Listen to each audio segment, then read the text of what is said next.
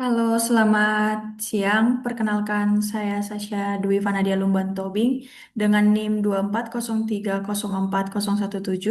dari Prodi Teknologi Informasi semester 4. Di sini saya akan menjelaskan bagian dari BFS dan DFS, di mana BFS itu sendiri yaitu Breadth First Search, yaitu algoritma pencarian yang bekerja secara melebar atau per level.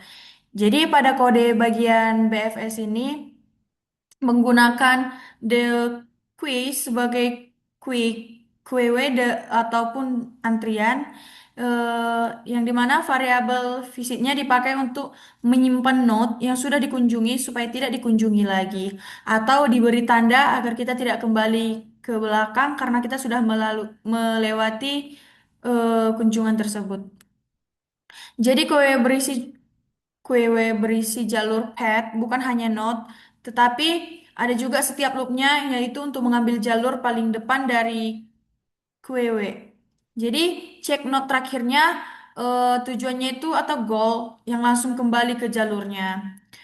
Jadi kalau belum, kita menambahkan semua tetangganya ke dalam kue sebagai jalur baru.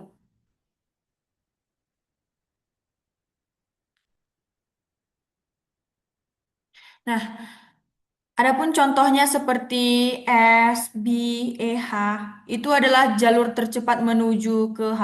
Jadi kalau kita itu menuju ke H, kita harus melewati jalur terdekat seperti S, B, E sampai ke H, ke tujuan H. Jadi eh, untuk menuju jalur ke H itu lebih baik kita dari S, B, E, H agar kita cepat sampai ke tujuan H. Di sini juga saya akan menjelaskan mengenai DFS atau Deep First Search, yaitu algoritma pencarian yang bekerja secara mendalam terlebih dahulu.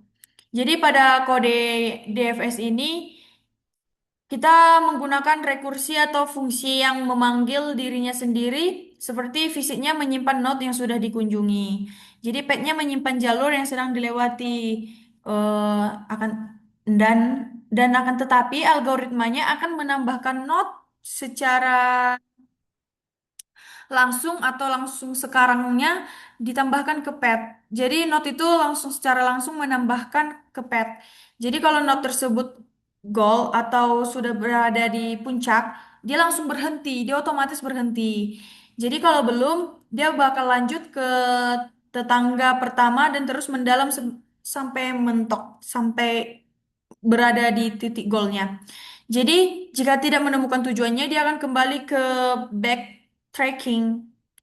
Jadi kalau dia tidak mendapatkan atau tidak apa namanya itu, tidak menemukan tujuannya, dia bakal backtracking atau dia akan kembali ke tujuan awal karena dia tidak menemukan tujuannya. Nah, di sini juga DFS tidak menjamin jalur terpendek karena dia langsung masuk ke satu cabang sampai habis dulu.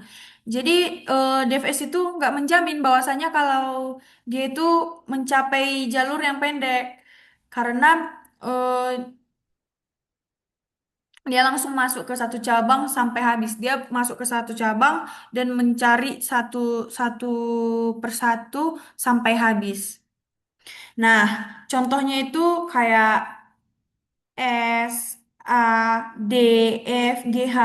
Padahal bisa aja kita, padahal bisa saja ada jalur yang lebih pendek untuk mencapai tersebut. Tapi dia kayak harus mencari rute sampai habis.